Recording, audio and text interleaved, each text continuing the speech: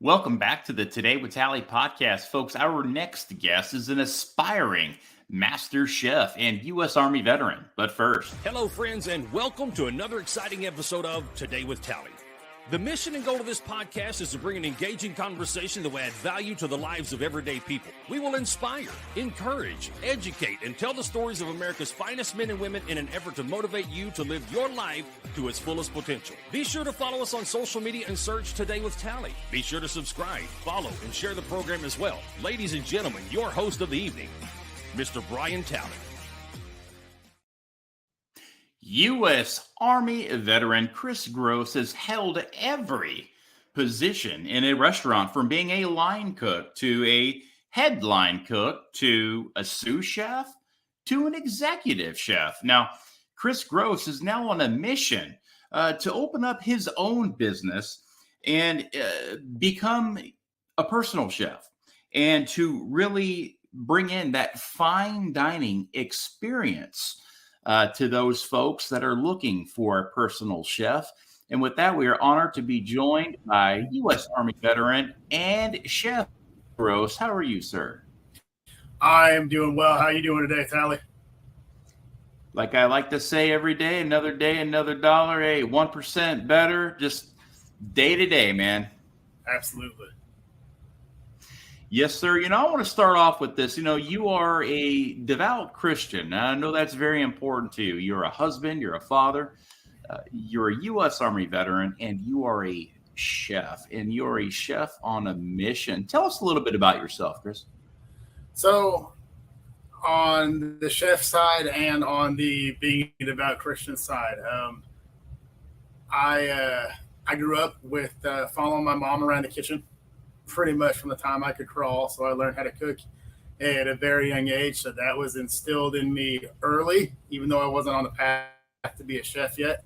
And also, she also did a lot to instill really good Judeo-Christian values and pass on her faith to me growing up. So I was very blessed to come into that early, and kind of started cooking on my own when I was 4 or 5 years old, and little stuff, but I still remember the first thing I did all by myself without any help. I was 5 years old and baked a batch of chocolate chip cookies. So that was incredible. That was the first go at it. I know when I was like 4 or 5, I was taking the old cheese and crackers out of the pantry. Those little like peel back, with the little red. Dude, that was my executive chef experience at 4 and 5 years old. And here you were just getting down and dirty with chocolate chip cookies. I was pretty good at making a peanut butter and jelly sandwich, tomato sandwiches, and mayonnaise sandwiches as well. That's about as far as I went. Works too. But yeah, that was my start. Yeah, hey. That was a phenomenal start. You were using an oven. Yes. That right there. That speaks for itself. So, Chris, you would end up joining the U.S. Army. Now, when you joined the Army, what was your goal when you went in? I wanted to serve. I wanted to serve, and I wanted to do it in a capacity not just serving my country, but serving the people that were serving my country. And that's why I chose the field I did, actually. When I came in the first time around on the active duty side, it was as a chaplain assistant, because I wanted to be in a position where I could minister to and serve, the other people that were serving our country alongside me. And it was a sense of duty, because our family has, you can trace it back on either side, on my mom's side, on my dad's side. We've been military as far back as you can look, and we've fought in every war America's ever been in. So you said you were a chaplain assistant when you first were on active duty? Yes. What was that like? What's the job description of a chaplain assistant? It's a lot of paperwork and moving chairs on the CONUS side, being when you're still stateside, and overseas, you're basically a glorified bodyguard. since chaplains are non-combatants. You still do some of the administration stuff, but a lot of it is you got to be the one paying attention to what's going on around you, and you are basically the chaplain's personal bodyguard while you're there.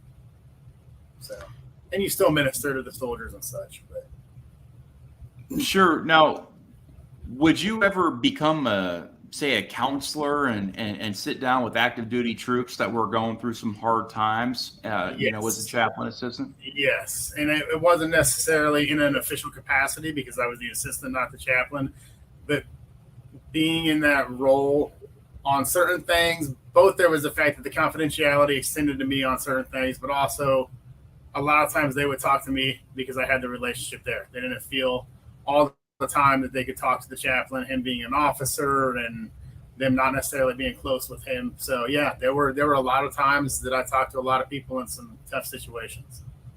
You rarely hear about folks coming on a podcast and saying, yeah, I was, a part of the chaplains group. I was an assistant chaplain. Now, are there a lot of troops in the U.S. military that use the chaplain?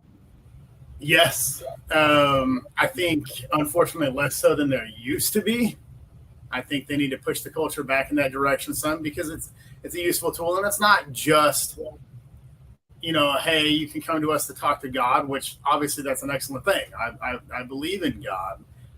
But they also are an excellent resource for both current members of the military and for veterans because they don't just have the counseling and the things of that nature that they help with, but they know about all the other resources out there that oftentimes even your commanders and such won't know about or won't have available. So military and veteran suicides at an all-time high. How are chaplains equipped in dealing with a lot of these new stresses that are put on today's military and today's military veterans? Having worked with and spoken with a lot of chaplains, I don't pull punches. The Army and the military as a whole isn't as well equipped as it used to be. And that's part of the problem. I mean, really, so many things have steered away from the values that this country was founded on. And it's hit the military at this point, too, and it's hit it pretty heavily. And I think the suicide rates are a very sad symptom of that cultural shift. Is that if you don't have value and principle behind it, if you don't have the meaning behind what you're doing, you question more and more why you do it, and you struggle with those things. And it's going to lead, sadly, to more lives being lost and more suicides and things of that nature. So I think it speaks to a cultural shift there. But there are still lots of very, very good chaplains that are doing what they can, that are praying hard, working hard with the troops to mitigate these things. They are, I believe, under-equipped in a lot of ways simply because the culture has shifted and the Army isn't equipping them as well. Neither are the other branches. And hopefully that'll shift. I mean, all things are in God's hands. So hopefully that will change back more to a better culture there.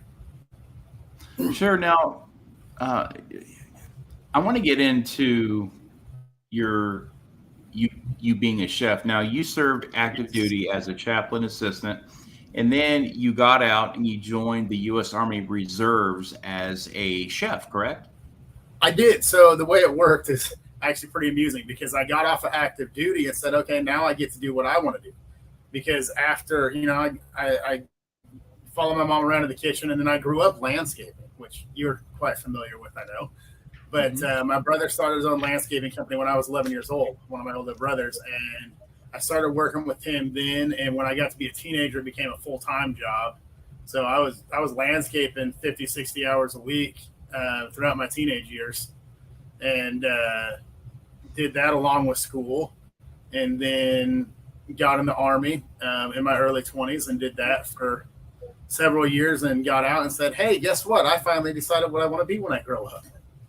So I started culinary school at little bit later than most people, so I had to make up for things time-wise, but it was on the Army's dime, and we looked all over. We, in fact, were close to moving to New York City to go to the CIA at Hyde Park, and I did a lot of research and found out that actually the top culinary school in the U.S., the top-rated one, is right there in Colorado Springs, and I happened to come off active duty at Fort Carson. So I enrolled there, and I knocked out their 3-year program in 14 months, graduated with honors, and I started up working in restaurants while I was still at school there. People in the Springs probably remember the Sunbird when it was still open there. I was there with my first official restaurant job post active duty, and quickly became their head line cook and helped run things there for a little while. So, I've been at the Sunbird several times for, events, weddings and dress rehearsals and just, Christmas parties and just some dinners.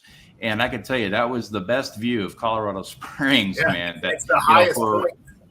It's the highest point actually in the city. It is a cool spot. So right there off Austin Bluffs. That's right. And it was right down the road from the school, so that worked out well too. Great restaurant there. Yes. Now, you have served chow to a lot of troops, man. It's like serving chow in the Army and serving chow in the civilian sector, especially. It's different dynamics. It's different logistics. It taught me a lot about the logistics behind food and what comes with that, and the wrestling with both the people and moving things from A to B and serving those kinds of numbers. It's a different game. I mean, I think I lost track of how many meals served after the first 50,000 or so. I mean, I've literally probably served, if you add it all up, a couple 100,000 meals in the Army. So plus years of reserve time. So what's behind preparing so many meals for a large group of troops in the field? What does the timeline look on when you begin, when you finish? I mean, is that a 24/7 operation? In ways it is. The more prepared you are for it, the better. And with the nature of the beast, the reserves, and you only, it's weekend warriors. You do the 1 week in a month, 2 weeks a year, whatever. Sometimes you get a little bit more than that, depending on what's going on. It has its own stressors, its own unique obstacles that you run into because you're not together all the time. So it requires a lot of heavy planning when you are. So we plan out our entire menus, including for field exercises, a year in advance, sometimes more. And sometimes you have to fly by the seat of your pants because, as every mission has a plan and no mission goes according to the plan. And that includes the culinary end of things too. But it requires some pretty intense planning and really being able to adjust a lot on the fly while you're doing it. And it's a numbers game. It really is a numbers game. And you got to know, what things have to be done when supplies have to be purchased in order to get into the field on time. And there's a lot of advising the command because it's such a unique position and a unique situation that they don't really know much of anything about besides they have this many soldiers that need a meal.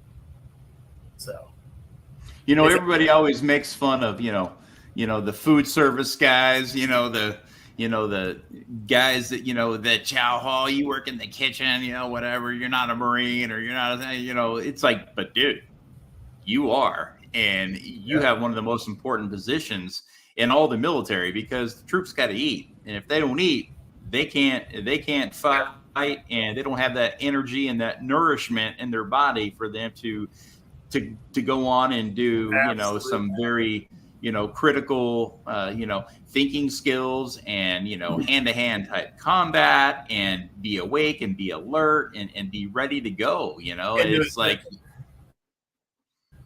The funny thing is the combat guys understand that. They know that. Like some of my best friends, and part of that is because I did training stuff with them and whatever, and they know that I did some combat things before the military. But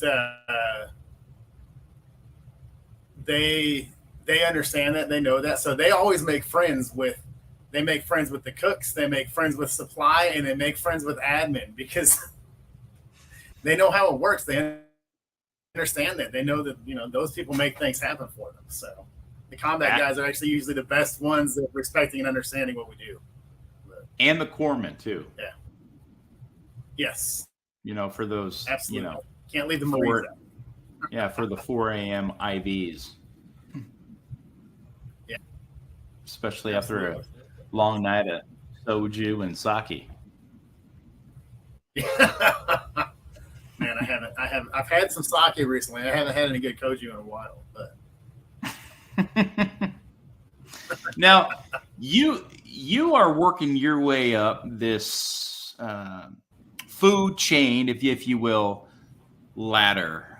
You've been a culinary instructor. Yes. Culinary NCOIC in the U.S. Army Reserves. You've ran several kitchens, to field cooking operations, to preparing, to serving. And you have even opened up 2 scratch Italian restaurants. How has that transition been from start to you being called up to say, hey, I need you to open up 2 scratch Italian restaurants that are very high end? So you start at the very lowest of lows and you go to the very highest of highs in a very short period of time. What's that balance like? It is interesting and stressful. I went very rapidly from a culinary student, getting supplemented by the Army because they were paying for it with the GI Bill and all of that. So, I at least had my house payment taken care of while I was going to culinary school, and I worked part-time, and my wife worked some of it while I was getting through school. And I came into the Sunbird as a line cook. They had me in the back on fryer and salads, and my first night there, I recosted one of the dishes, and I have some large huevos. I took it to the GM and said, hey, you're wasting money on this. He gave me a raise the next morning for that. And I was their head line cook within 2 weeks of being there, and moved on from there into, I was doing some private chef stuff in the Springs too, because I had some friends that wanted it, requested it, and I did it a bit. And then we moved to Montana. We wanted to be closer to family, and we had Montana or New Mexico, and my wife Tina's family is less dysfunctional than mine. So we chose Montana at that time, went up there for a few years. And that led to, I was helping out with a buddy of mine at Modern American spot for a little while as they were transitioning it into a different restaurant. And so I helped them with that turnover there. And then I moved into opening that first scratch Italian place right there in Montana. And it was interesting because, I was coming up with all of my own recipes and costing it out and doing all of this stuff. And I learned how to do it in culinary school and done practical exercises, but this was the real world. And so I had to come up with an entire recipe list on how to do all this stuff and work with brand new equipment out of Italy that I had never used before. So I learned a lot of stuff really fast. And like I said, I had to make up for lost time. Most people start in the culinary world as teenagers, and yeah, I had grown up cooking, but I wasn't doing it seriously. So when you're starting at 30 years old to do this stuff instead of 16, 17, 18 years old, you got to move fast, which is why I did culinary school so fast and why I put my head down and pushed hard to move up. But I opened that first one and got them up and running. And then I had a health scare. I left that one and was waiting for the next executive chef gig to move towards me once I had gotten them off the ground, and had a pulmonary embolism, which, if you don't know, those of you listening, that's a blood clot in your lung. It's pretty serious. I thought that was the end of things. But God had other plans. Fully up and running. I actually did some bus driving in between while I was physically incapable of running a kitchen. And then when I was again, I went and was an executive chef and clubhouse manager for a private country club there in Helena, Montana. and flipped that place. That was an interesting experience because it was a giant mess that I walked in on. There were a lot of pieces that weren't being taken care of right. Inventory was a mess. The kitchen was a mess. 90% of their food was, a freezer crap being pulled out of bags at a private club. And so I flipped the staff and flipped the restaurant. I flipped the numbers, and I left it with actual cost versus theoretical cost was at 1.5%. My labor, including salary, was under 30%. My food costs were under 30%. And it was up and running and making money in a year and a half when I left it, after it was losing money like crazy when I got there. But it was a very, very unique experience. Lots of moving pieces there and a different animal. I think I've been blessed with very great instructors, some natural ability from God, and being placed in a lot of unique experiences and places that helped me grow and move as a cook and as a chef. Now, a lot of people are like, oh yeah, he's an executive chef or a chef, whatever it may be. But perhaps a lot of people fail to understand that just being a chef is more than cooking. It's more than preparing meals and having your own, your own taste and your own ingredients and your own specific way that you prepare food, with that specific taste, to where you can go in and say, oh yeah, I love his style of cooking, I love his ingredients, but there's more to it. There's a food management side to this. There's an ordering phase that goes into this. What's that side of the business like? Man, there's so many numbers. I mean, and formulas and the attention to detail. I have inventories that'll sometimes run through my head from places I was running 5-6 years ago, because you have to keep your numbers so tight to make it all work. And you have to be smart about it. And it's a learning curve to learn how to manage those numbers, to know, what your pars, what you're shooting for averages are day to day, when there's events, when there's banquets, when there's, other people coming in that are special to it. If you're going to have a slowdown, which month of the year is that? If you miss on that, how do you mitigate your losses? So, I mean, there's so many moving pieces, and it's practical math, it's business math, but there's a lot of numbers involved in doing it right. And, it's interesting. Mm-hmm. You have all kinds of different career fields out there, and you have your blue collar jobs that are your, long hours, manual labor, everything else that comes with that. You got your white collar jobs where you got to know those numbers, and you got to have the book smarts, and you got to have the science behind it. And then you have your fringe artistic stuff, which is a smaller chunk of it. Your entertainers and your artists and your whatever. Well, guess what? Chef is the only job in the world that's all three. Because I got to entertain my guests. I got to put artwork on a plate. I got to know the numbers. I got to know the science behind the food. And I got to be able to combine all of those things together. And guess, on top of that, I am very much a hands-on chef, which means I'm also in the kitchen working those long, hot, grueling hours. And I'm there already when my guys show up. And I'm still there crunching numbers at the computer afterwards when they leave. So people don't always fully realize what it entails. But I got blessed with some great master chefs and instructors that I got to work hand in hand with. And I got passed down to me some very strong values and a strong, good American work ethic. And that's helped me come a long ways with it quickly. First off, your meals are excellent. I've had a lot of your meals. As people know, I'm a foodie. I like to eat out. I like to support small business, and that's how we met. We met at Honor Café when you ran their kitchen back there. But I mean, your presentation is phenomenal.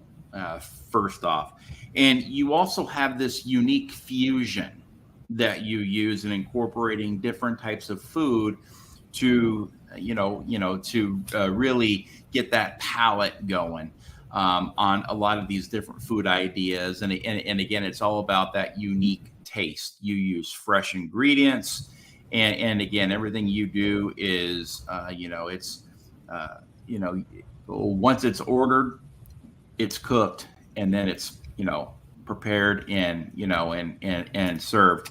Now, when you are doing all this stuff, back in the kitchen, and when you're doing all the ordering and, and all this stuff, one of the worst things that I have ever come across, as being a foodie, is sitting down somewhere and looking at a menu and saying, oh, I want this. And them saying, we're all out of that. Because, they'll say, well, we're sold out, or we're all out. Now, typically in a barbecue place, that would be true at around 4:00 in the afternoon at a barbecue joint. Right. We're all out because that's all smoked meat.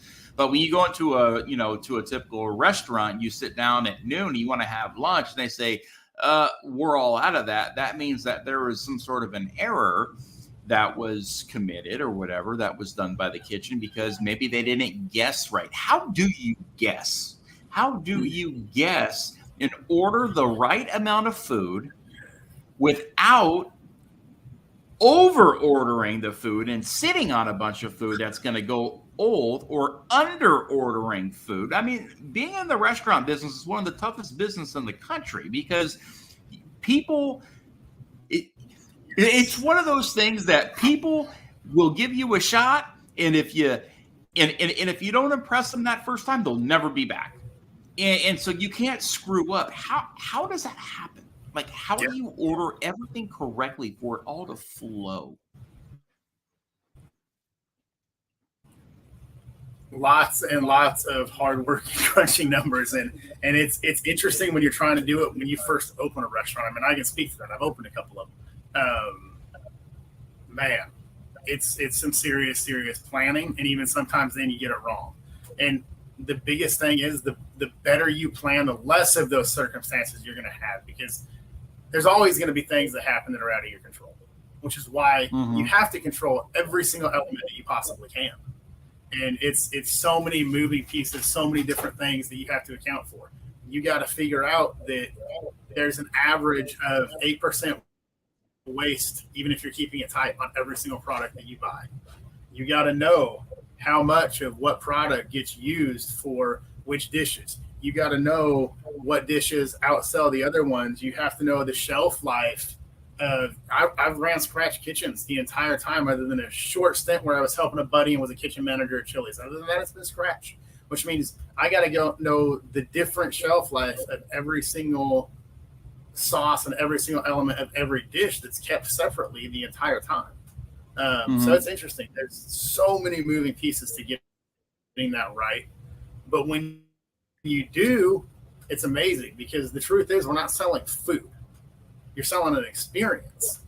And all of those things in the background add up to it being the right experience. People don't know what's going on behind that door, but they're coming there to an excellent experience. And my goal with all of this isn't to get rich, which, hey, would it be nice to have a lot of money as a chef? Absolutely.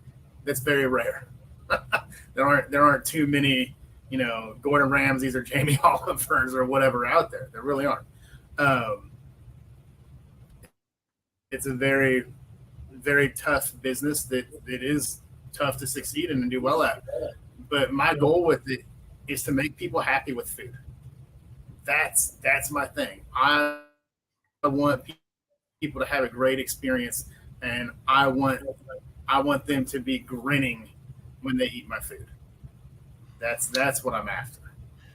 There you have it, folks. Chris Grose wants you to have that impeccable dining experience when you're out dining at one of his fine dining restaurants, or if you even hire him as a personal chef to prepare your meals for you, or for your banquets, or whatever it may be.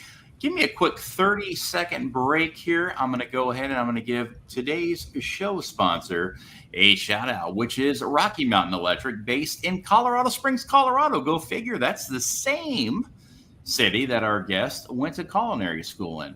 Rocky Mountain Electric is a trusted, respected, and well-known authority in the electrical contracting industry. Now, Rocky Mountain Electric has decades of combined experience and has built a quality and honorable reputation of bringing premium workmanship, reliability, and quality, and has delivered on that very promise. If you or a loved one are in the metro Colorado Springs or surrounding areas and you are in need of electrical work, no job is too big, no job is too small. Give Rocky Mountain a call today, 719-229-6633. That's 719-229-6633. He also does residential. He does commercial, industrial, new builds, remodels. Jason Kelly is the owner, a personal friend of mine. He will go ahead and take care of you. You can also visit them online today at RockyMountainElectric.org. That's RockyMountainElectric.org. Folks, we're back with Chris Grose, who is an aspiring master chef who has tons of experience behind this, from serving meals to troops out in the field in the U.S. Army to working at the Honor Café in Conroe, Texas, to opening up scratch Italian restaurants, to working at Chili's. This guy has pretty much done it all from the very bottom to the very top. And now, like I said, he is on a mission now and starting his own business as a private chef. And we're talking about food presentation, and we're talking about the dining experience. We're talking about ordering, over ordering, under ordering, and the different types of fusions and the different types of meals that he can prepare for folks that are out, again, appreciating that dining experience. What is your go-to? If somebody calls you and says, I want to hire you, I'm having a very special event with my wife, and I want you to prepare a meal for two, and they say, I want you to make it up, we are open to anything. What is your go-to romantic meal dinner for two? Cool. So that's an interesting and difficult one because you have so many elements that are there. But I gotta say that meal for two, the romance, it leads me to things that I've done with my wife, that I've prepared for her. Those are the things that are special to me. So for starters, I like to have a really good savory bruschetta, something of that nature, that's got some nice fresh herbs, some good tomatoes, maybe some caramelized onions, and some mozzarella or pecorino romano just toasted over the top of it, a little olive oil and balsamic vinegar. Really, really good stuff there. And I'll mix it up. It doesn't have to stay in one cuisine as long as it flows together, and I'll probably go from that to a nice light, bright salad. I like to use fruit. I do a corn and blueberry salad with an avocado dressing that's out of this world. It's one of those great, simple dishes to throw together. Fits with almost every romantic people right away. But steak is amazing. And I do these absolutely luxurious, you would call him Joel Robuchon style. He's the guy that kind of brought these kinds of mashed potatoes together. Really, really rich, luxurious mashed potatoes. It's just butter, cream, hints of garlic, the rich, velvety, golden butter potatoes, and amazing stuff. Serve that right next to a beautiful medium rare steak it's either going to be seared off really high real quick if it's a filet, and then you oven finish it and do a nice little pan sauce with it. I like to do what I call my Jack Daniel's magic sauce, which is a bacon Jack Daniel's caramel sauce that goes on top of that. It's amazing. Or if I do a ribeye, I'll do it cast iron the whole way and have the butter and the garlic and the herbs and just be basting it in that pan as I go. Really nice mashed potatoes with it, probably some good roasted sweet carrots or some roasted broccolini or something like that right alongside it, maybe a little asparagus. And then we get into dessert. And my two go-tos now, I don't claim that very many of my dishes are perfect because that's a dangerous thing to say. My go-tos for dessert are my panna cotta, which if you don't know what that is, it's a very rich, velvety, eggless Italian custard. And it's amazing. It's like this ridiculous cross between it's like if creme anglaise and creme brulee had a baby. Stuff's awesome. It's really, really good. And I'm not a big sweet tooth guy, and it's amazing. And then my other one for dessert is my flourless chocolate torte. And, I'll do it up and do like, whip up some homemade almond whipped cream with it and throw some toasted almond slivers, fresh raspberries, a little bit of mint. Make it a nice presentation. But those are my two go-to desserts. And they happen to be my wife's two favorite desserts because she loves when I make those things. So when I think of the romantic meal, I think of the things that I have shared with my wife that she's really enjoyed. So. And I really hope that the mic picked up my stomach growling as you were going through the description of what that meal would look like. And I was, yes, I mean, that sounds like the perfect meal to me. And folks, if you're looking for somebody to come out and to do that very thing, connect with Chris Grose today. His email is chefchrisgrose@yahoo.com, chefchrisgrose@yahoo.com. You spell his name Grose. That's Chef Chris, Grose @yahoo.com. And he is also located in the Houston, Texas metro area. But he's willing to travel too. So, hey, keep that in mind. Now, what is the most ordered meal? Like back when you worked in a bunch of these restaurants, as, either the line chef or the executive chef or the sous chef, say just on our cafe, let's just pick one, right? What's the most ordered meal for people when they come in, say for lunch? Like what do most people want in America? It depends on the nature of the restaurant. So at a place like Honor Cafe, lunchtime, their big sellers from start to finish have always been their burgers, their chicken sandwich, and then for someone that wants something a little lighter, they have a phenomenal ahi tuna salad. So like lunchtime, those are three major movers there that they sell an awful lot of. And they're excellent dishes. I mean, and they're clean, good flavors. They're not trying to overdo it. And I mean, you order one of those, you can taste everything that's on that plate. Now, what should people avoid when going out to a restaurant and sitting down? So, and I mean, it's scratch kitchen, I would avoid the soup of the day. I'm just being honest. Always avoid the soup of the day. Unless it's a scratch kitchen. Now, if you're going like to Noah's Italian there in the Woodlands, you want their soup of the day.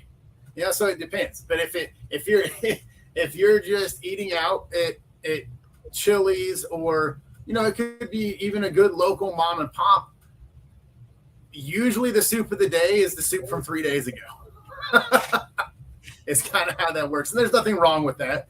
But if it's not a scratch soup, it's not going to be that great when it's 3 days old. So that I would steer clear of. Not to say that it might not be good, but most of the time it's not going to be that great. They're usually over seasoned, and a lot of pre-done stuff in them. And and these are all and these are all just hypotheticals here. Just with your experience, what should the consumer avoid when dining out when they walk into a restaurant?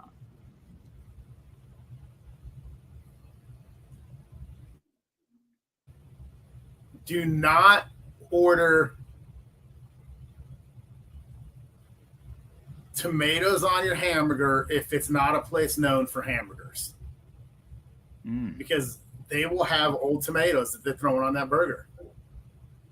That's what happens a lot of times. And not necessarily that they're spoiled, but I mean, you know how tomatoes get funky. They get kind of soft, mealy, whatever. You don't want that.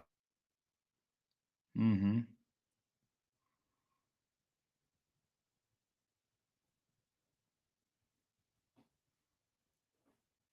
Are you there, Chris? No, don't. Okay, there we go. We had a little bit of a technical glitch there. Don't be afraid to ask for extra sauce, extra seasoning, whatever. That's something that you'll know once you've gone to the place.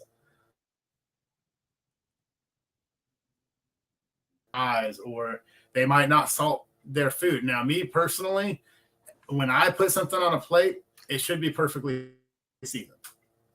But I mean, most restaurants don't do that. They leave the salt and pepper up to their customers and whatever else. So there's little things, little things to look out for, like undersauced or over salted, or the weird soups. Don't order tomato on a burger if it's not a burger joint. I would also say don't order bacon on a burger if it's not a burger joint. It's probably not going to be crispy. Heck, half the fast food places that are burger joints, your bacon's not crispy when you get it. So just little things like that.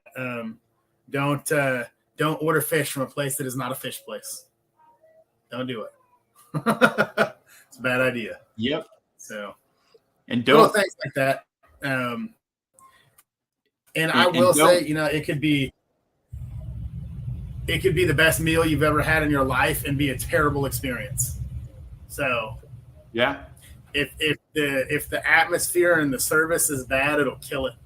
So I mean, and you'll know what those places are once you've been there. Sometimes you'll know ahead of time. Listen, check out Tally's reviews, and he tells you about all kinds of good places, because I like what he does. If he has a bad experience, he doesn't usually tell people about that because he doesn't want to get down on people. He tells everybody about all the really good experiences in his Google reviews, and he does an excellent job with it. So the ones that have the good service, the good atmospheres, the great things going on, there's a lot of ones there that he's reviewed and that he has good info on. So yeah, no, I appreciate that. Yeah, I take those very seriously, and like you said, I'm not there to bash any businesses or put them out of business or anything like that. I'm there to kind of raise up the small businesses and talk about all the good that they do. Every now and again, I'll have to drop, something negative, but I still turn the negative into a positive by telling them what they could do better in order to, have that better dining experience or hotel experience or whatever it may be. Now, is there some things that kind of irritate a chef when you're getting word back from a server saying, hey, we've got an issue over on table 3, this is wrong, and this is wrong, and here are the plates. And you're like, dude, I mean, I don't know if I could have prepared that any better. Are some people just very difficult or to please, or perhaps they just complain and whine about everything? I think occasionally, I mean, you're always going to have that one person, right? It's just going to be somebody that complains. If it's where I'm running the pass, I try to, which is the window where the food goes through. If people don't know, when I'm running the pass, I try to touch every single dish before it goes out and double check all of those things, so I know what those elements are and what's going on there. And I find more often than not that when people are complaining about stuff, it's an easy solution. And a lot of times I'll just be like, yeah, we can do that a little bit better. And honestly, sometimes it could be they want their burger cooked a little bit more. And a lot of times they're wrong about it, right? They think that a lot of people think that medium is what medium well is or what medium rare is or stuff like that. And in those scenarios, I'll help them out. I'll put it on the grill for 2 minutes longer. Now, I can't cook something less, but I can always cook something more. So I try to be understanding with the customer in those scenarios. But the things that bother me, in most cases, I can go talk to the table and give them understanding of it. Like if they have an issue with, the way something is cooked or things of that nature, a lot of times it's what's in their head of what they think that should be. Because if they don't know, they don't know. And most consumers are undereducated on food. Most of the people going to a restaurant aren't a chef like me or a lifetime foodie like you. And so like if someone orders a steak and they're ordering filet mignon and they're telling me they want that sucker mid-well or well, I will personally go talk to the table and tell them this is not going to be a good steak if you get it really at all above medium rare. But if you want something that is mid-well, we have a really good ribeye or a sirloin that you can do that with. If you'll trust me, this filet mignon is going to be excellent. It's going to be well rested. It's not going to be bloody when we bring it out, even though it's a medium rare steak, because we're going to treat it correctly. And most of the time they'll either order a different steak or they'll follow my recommendation. And if they still decide that they want a mid-well, okay, fine. I'll cook them a mid-well steak. I don't want to, because I don't think it should be served that way. But that's their preference. So I try to be very diplomatic with customers. I think that's a big part of the business that's often mishandled. How important is chef? Steaks are a big deal to most chefs. Yeah, for sure. And like you said, you can always put it back on the grill, but you can't.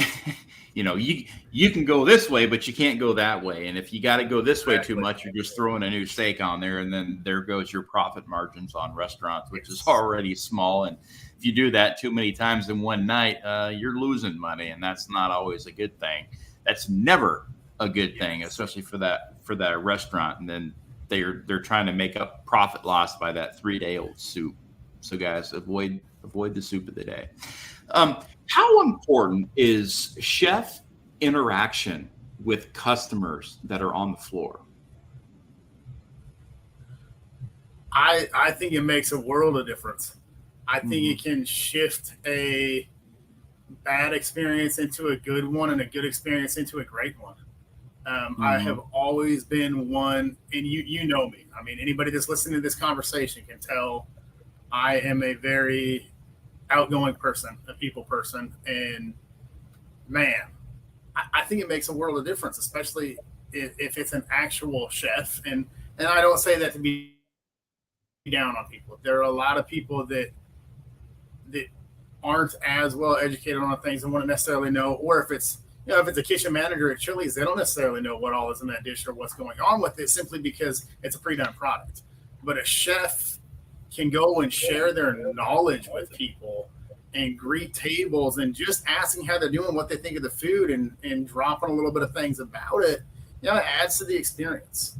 And if they're having a bad experience with something and you can go over and help them in a small way, it may be somebody that they're planning on never coming back to that restaurant, and you go and talk to them and it changes their perspective on how things went there, because you went there and you dealt with it and you made them feel attended to. And that makes a huge difference. If they feel like their problem isn't attended to, they're going to get frustrated. And I also think that people that are having a good time can have a great time when you go out of your way to share some time and some experiences and knowledge with them. And I have a great time. You never know who you're going to meet and who you're going to talk to. Yeah, you make them feel valued. You make them feel important. And by doing that, the server is always going to get more in a tip, because, again, it's that dining experience. It starts – from the greeting all the way, to the dessert, to perhaps the executive chef coming out and saying, how was the meal? And thank you for dining with us tonight. I think those are all very, very important aspects to any restaurant, whether it's, a place where they serve $100 plates or $10 plates. I think the dining experience can all be the same, depending on the, like you said, the outgoingness of the folks that are preparing your meals and the folks that are taking your order and serving you, and so on and so forth. Folks, if you would like to connect with Chris Grose, a chef, his email is chefchrisgrose@yahoo.com. That's chefchrisgrose@yahoo.com. Chris, thank you so much for joining today. I am certain you will do very well with whatever direction your life will take you in your culinary and chef endeavors and dreams that you are aspiring for every single day, through prayer and through everything else that you're doing. And again, setting yourself up to become that business owner and that personal chef. And there's no doubt in my military mind that you will make that all happen, and you will do very well. And we wish you nothing but success. Tally, I greatly appreciate the time here, the interview, and more than that, your friendship and the times we've had together. So thank you.